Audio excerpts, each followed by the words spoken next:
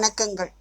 நீங்கள் பார்த்து கொண்டிருப்பது டிவைன் விஸ்டம் மினிஸ்ட்ரீஸ் வழங்கும் திருத்தூதர் தொலைக்காட்சி மற்றும் விஸ்டம் ரேடியோஸ் நிகழ்ச்சியில் உங்களுடன் உங்கள் ஜோசி. வணக்கம் அன்பு உறவுகளே, எல்லாரும் நலமா? ஒரு கணவனும் மனைவியும் ஒரு நாள் மாலை வேளையில் வாக்கிங் போகிறாங்க. அவங்க இருக்கிற ஏரியாவிலேருந்து கொஞ்சம் தூரத்தில் ஒரு சின்ன காடு மாதிரி இருக்கும். பட் வாக்கிங்க்கு நல்லாயிருக்கும் அந்த பிளேஸ். அதனால அவங்க 2 பேரும் வாக்கிங் போகிறாங்க. போயிட்டு அப்படியே நிதானமாக கொஞ்சம் தூரம் போயிடுறாங்க. போயிட்டு திரும்பி வர ஆரம்பிக்கிறாங்க. லேசாக இருட்ட ஆரம்பிக்குது. இந்த நேரத்தில் அவங்க திரும்பி வராங்க. வரும்போது என்ன ஆகுதுன்னா, லேசாக மழை தூறல் ஆரம்பிக்குது. மழை தூர ஆரம்பித்தோடனே சரி, இனிமேல் சீக்கிரமாக வீட்டுக்கு போகலாம் அப்படின்னு சொல்லி இவங்க சீக்கிரமாக நடக்க ஆரம்பிக்கிறாங்க. இவங்க அந்த காட்டுக்குள்ளேருந்து இவங்களோட ஏரியாக்குள்ளே நுழையணும்னா ஒரு சின்ன கயிற்று பாலம் இருக்குது. அந்த பாலத்தை தாண்டி தான் இவங்க இந்த பக்கம் வந்து அங்கே கொஞ்சம் காடு, அதுக்கப்புறம் தான் இவங்க வீட்டுக்கு வர முடியும். ஸோ இவங்க மழை வந்த உடனே அவசரமாக கிடக்குறாங்க, நடந்து வராங்க. நடந்து வர்றதுக்குள்ளே மழை பெருசாக பிடிச்சிருது. இடியும் மின்னலும் மழையுமா பெருசாக பிடிச்சிருது. இந்த கயிற்று பாலம் இருக்கு இல்லையா, அது பக்கத்தில் வந்துடுறாங்க. கணவர் என்ன பண்ணுறாரு, மடமடன் காலை வச்சு முன்னாடி நடந்து பாலத்தை கடந்து அந்த பக்கம் போயிடுறாரு. போன உடனே இந்த மனைவி பாலத்தில் ஏறி நடக்கிறதுக்கு தடுமாறுறாங்க. அவங்களுக்கு கோபம் வருது. என்ன இவர் இப்படி ஒரு சூழ்நிலையில் மழையும் மின்னலுமா இருக்குது, இடி பெரிய மழையாக இருக்குது, இருட்டா வேற இருக்குது. இந்த நேரத்தில் இந்த பாலத்தை கடக்கிறதுக்கு அவருக்கு என்ன அவ்வளோ அவசரம்? அவ்வளோ அவசரமாக தாண்டி போய் அந்த பக்கம் போயிட்டாரு. அவர் முன்னாடி நிற்கிறது கூட எனக்கு தெரிய மாட்டேங்குது, முன்னாடி இருக்காரா இல்லையான்னு கூட தெரியல அப்படின்னு மனசுக்குள்ளே ரொம்ப நொந்துக்கிட்டே ரொம்ப மெதுவாக கால் வச்சு அந்த பாதத்தில் பயந்துக்கிட்டே நடந்து போகிறாங்க. இடையில சத்தம் போட்டு கணவரை கூப்பிடுறாங்க.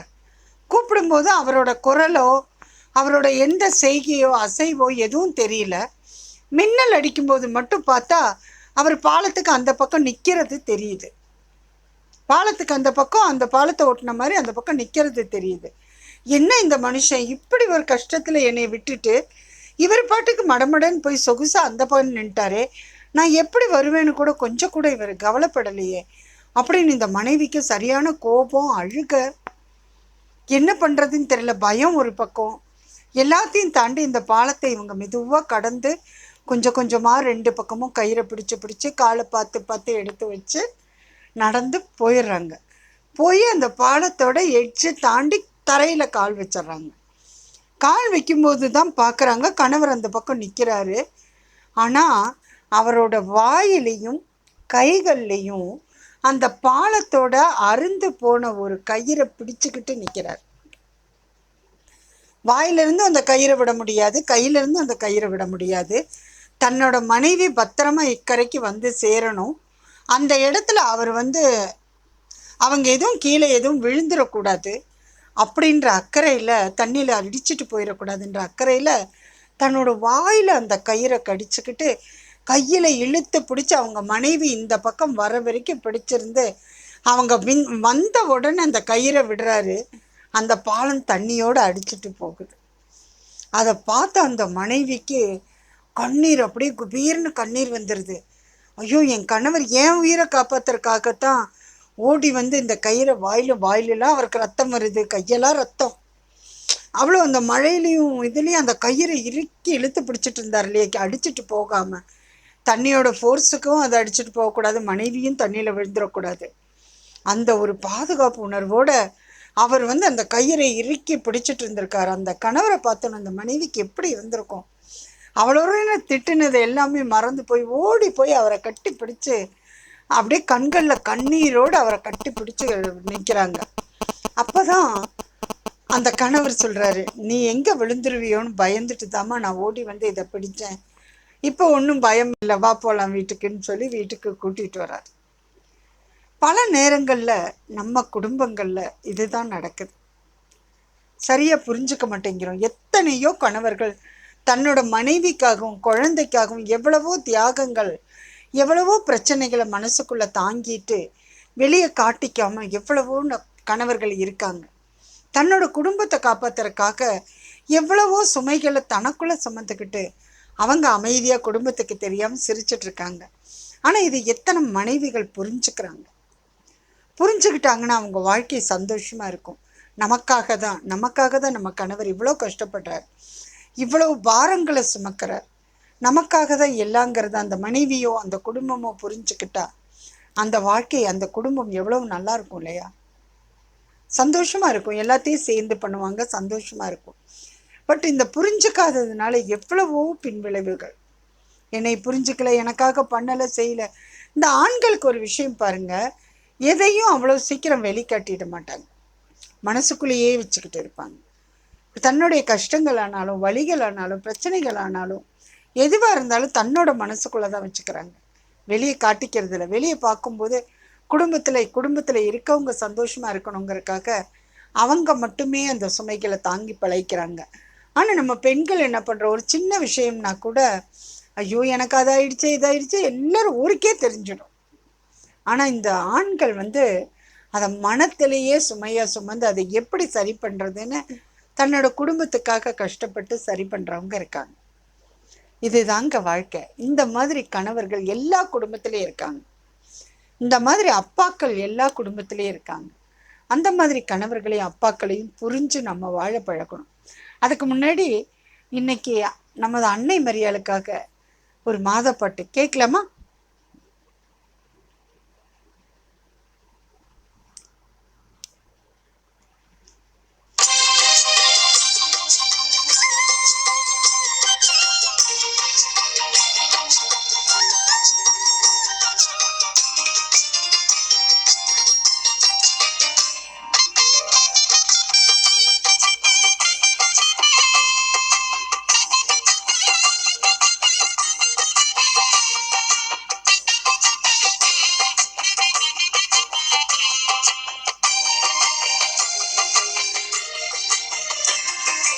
மனசெல்லாம் மெல்ல மெல்ல மரியே உன் பேரை சொல்ல அகமே அகமே அருள் நிறையுதம்மா.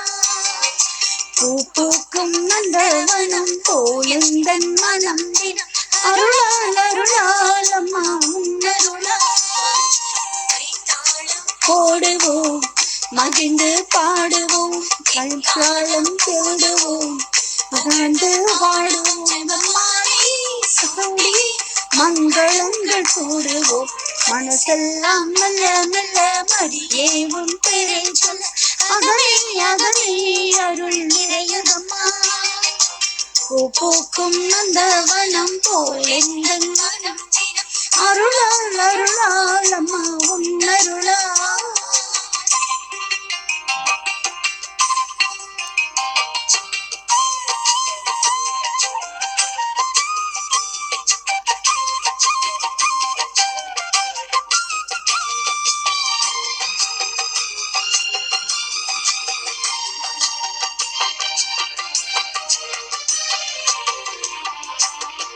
இறைவன் வாழும் சிறியோன் நகரமே யாவே தங்கிய நீனான் சிகரமே.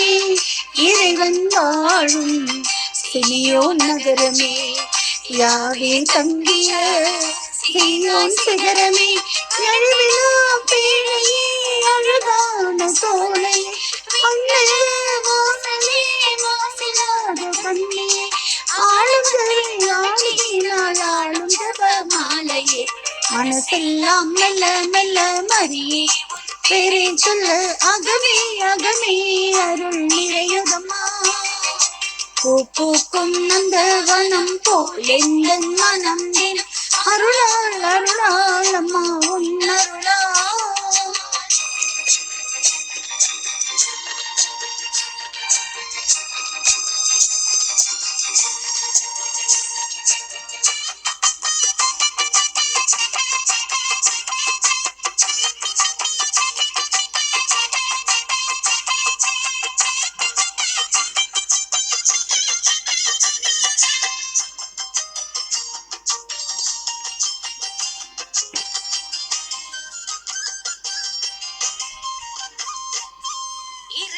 வாழ்வை விரும்பியதாலே ஏழை வருடமாக உனை தேர்ந்தாரே.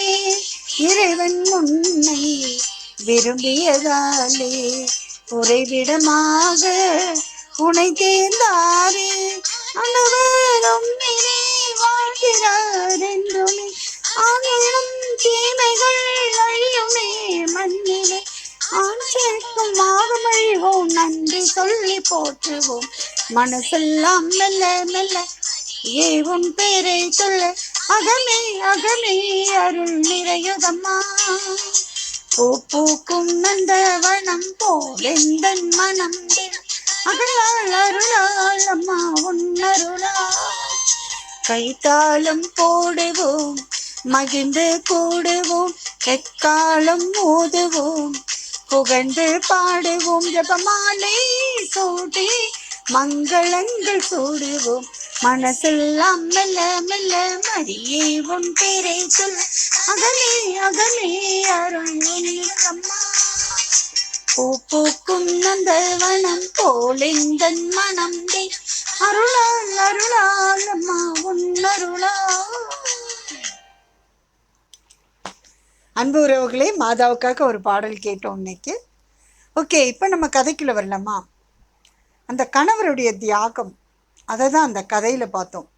இது மாதிரி எத்தனை குடும்பங்களில் நம்ம வீட்டில் இருக்க ஆண்கள், கணவர், தந்தை, நம்மளுடைய குழந்தைங்க, பசங்க, இவங்கெல்லாம் எந்த அளவுக்கு தியாகம் பண்ணுறாங்க, எந்த அளவுக்கு சுமைகளை தாங்கிட்டு நம்ம குடும்பத்தை வழி நடத்திட்டு போகிறாங்கன்னு நம்ம புரிஞ்சிருக்கோமா? நிறைய நேரங்களில் நமக்கு புரியறதே இல்லைங்க. அதை கொஞ்சம் புரிஞ்சிக்க பழகுவோம். புரிஞ்சு நம்ம குடும்பத்தோட சந்தோஷத்தை நம்ம கையில் எடுப்போமா? எல்லா குடும்பத்திலையும் எல்லா உறவுகளும் ஒருத்தருக்கு ஒருத்தர் புரிஞ்சுக்கிட்டு விட்டு கொடுத்து போயிட்டு இருக்கிறதுல இருக்க சந்தோஷம் வேற எதுலேயும் கிடைக்க போகிறது இல்லைங்க. முயற்சி பண்ணி பாருங்க, கண்டிப்பாக முடியும். சரிங்க, நாளைக்கு பார்க்கலாமா? நீங்கள் பார்த்து கொண்டிருப்பது டிவைன் விஸ்டம் மினிஸ்ட்ரீஸ் வழங்கும் திருத்தூதர் தொலைக்காட்சி மற்றும் விஸ்டம் ரேடியோஸ் நிகழ்ச்சியில் உங்களுடன் உங்கள் ஜோசி. வணக்கம் அன்பு உறவுகளே.